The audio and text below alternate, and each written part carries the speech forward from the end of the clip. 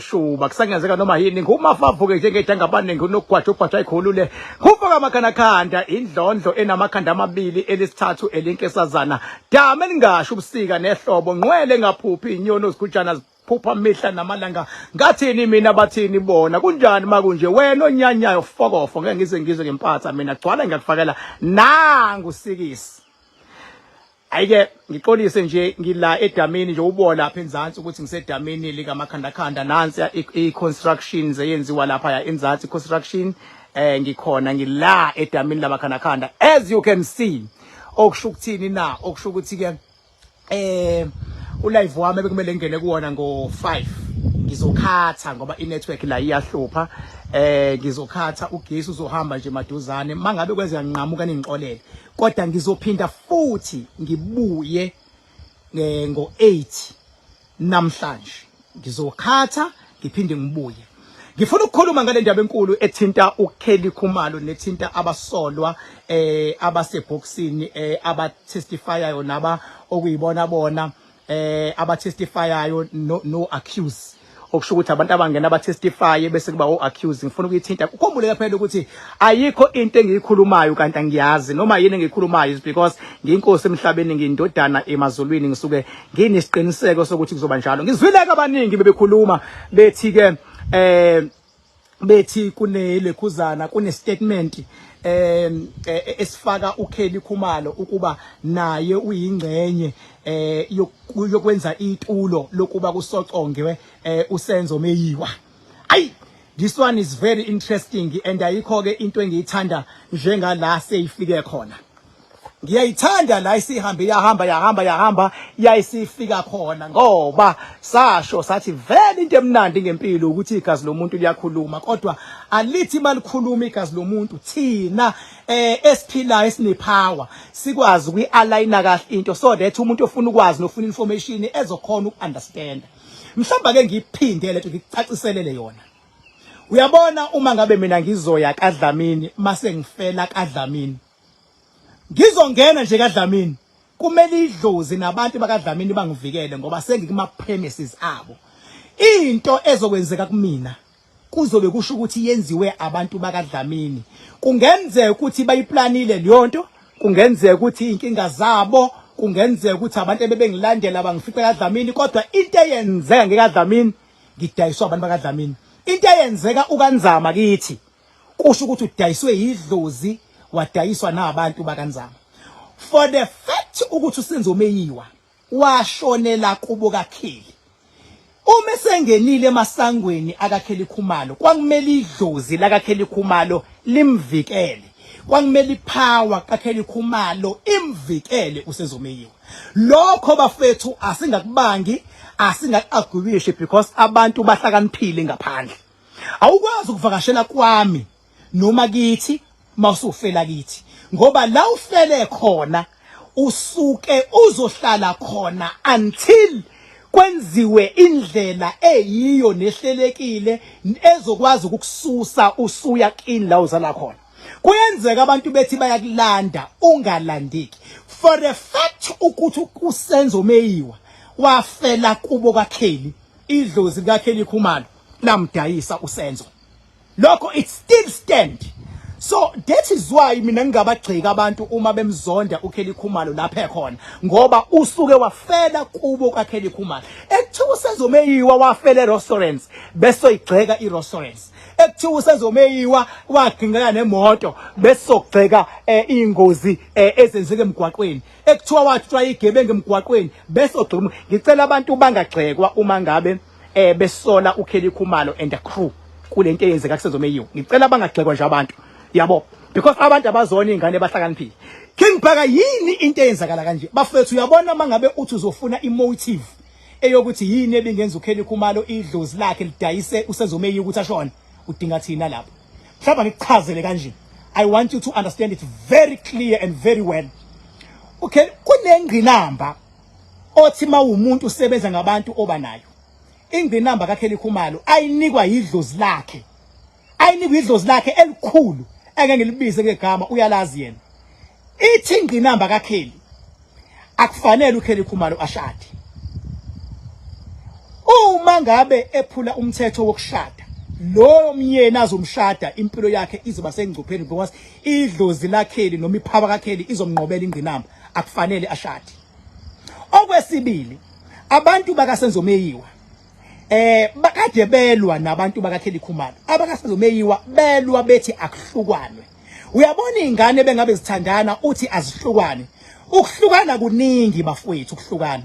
Uma ngabe ngizothi mina ingane yami angifuni ithandane nalo, uma ithandana naye bazohlukana as long as mina ngisaphila. Bohlukana ngiphila, bohlukana ngifile. Kuyenzeka umuntu ashone because lonto ayinaso isibusiso sabazali.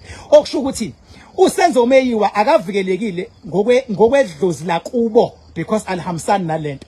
Akavikelekile futhi ngokwedlozi lakaKelly Khumalo because uKelly Khumalo akumele ashade. Akukho nje lawo ufika khona kuthiwe uKelly Khumalo uhlele emzini wakhe no husband bashadile, they are happily married. There is no such. There is no such. Ingqinamba yedlozi lakhe leli elimlwelayo bengabe bhekene nezingqinamba.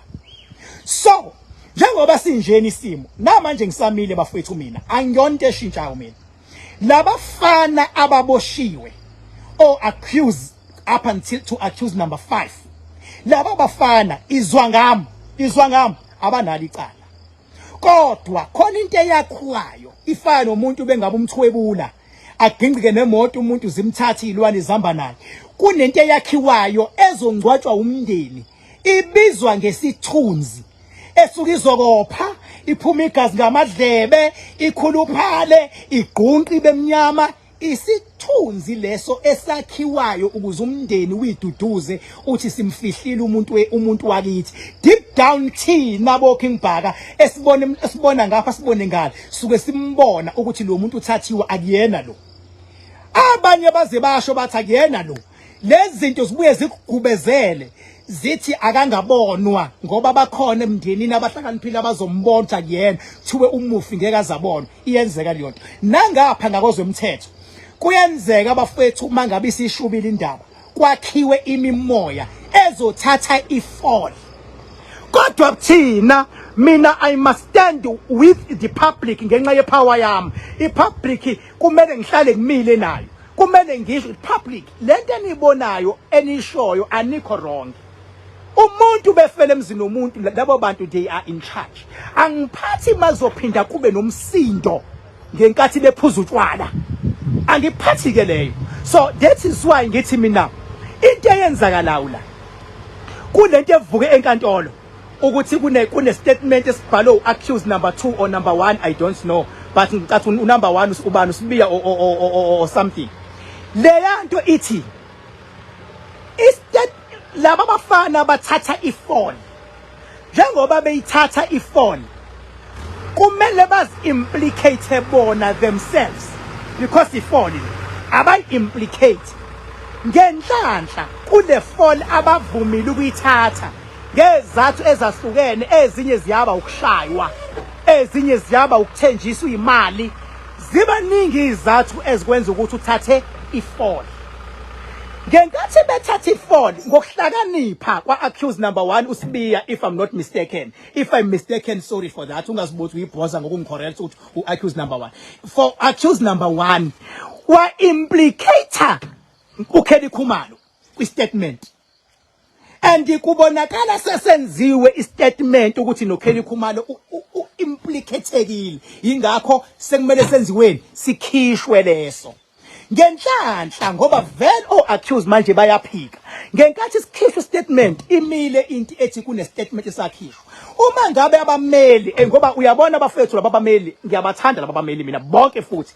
Uma ngabe abameli sebethola ukuthi isiphi statement esikhishiwe kanjani kuyatholakala ne kunesinye statement ebes implicator imnandi lana ke lento.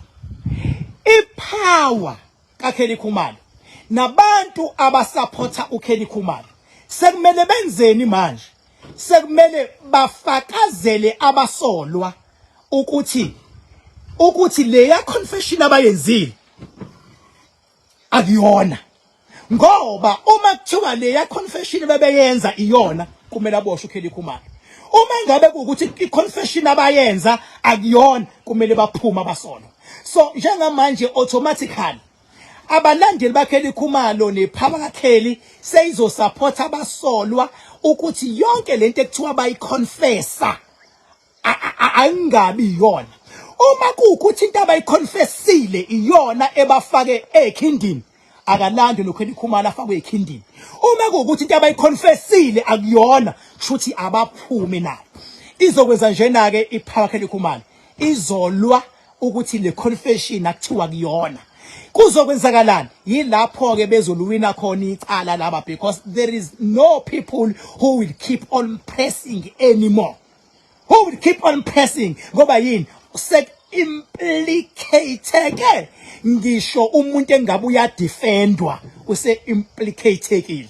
Even ama seniors wherever they are nabo manje since kuphume lento ephumile sezoqala manje nabo bafuna ukusebenzisana no accuse ukuthi abayiphika impela lento. Even ngisho ungathola i-comment from umuntu osesayidini loKelly Khumalo uzosho athi vele labafana bayayiphika nje lento, let us not believe this thing. You understand? Okusho ukuthi iqala sekumele kwenzekeni, sekumele batholakale bengenalo iqala ukuprotector lesiphithiphithi esenzekile. Sekunesiphithi manje because izwe liyabuka manje ukuthi nange implicated ubehlalelene engaboshwa ngoba ngenkathi laba beyimplicate bona bethi bayalazi icala beboshwa belandwa kwakumele alandwe noKelly Khumalo aye koboshwa, yabona, until akhishwe abameli bakhe. Ngokuthi angaboshwa shuthi khona ipower ebimvikela. Leyo power ebimvikela sithi seyiphume kanje manje seyizoshintsha ivikele nalabafana abaphuma abafana. Mangabe bephuma abafana uyasayiveka uKelly Khumalo. Mangabe beboshwa abafana isebenza le confession ekhulunywa ngayo, beboshwa abafana funa boshwe noKelly Khumalo. Funa boshwe noKelly Khumalo. Mina ngithi ke ipower kaKelly Khumalo ngeke imvumele ukuthi aboshwe. Ngiyayazi ngithi mina. Angithi ngiyayazi bafethu mina. Ngeke imvume ethi aboshwe. Njengoba ngeke imvume ethi aboshwe ke kulungileke akuphuma abafana. Ingakho kwivideo yami engayinza early last year ngasho ngathi laba bafana ekugcineni inkantolo izobathola icala bengenalo babuza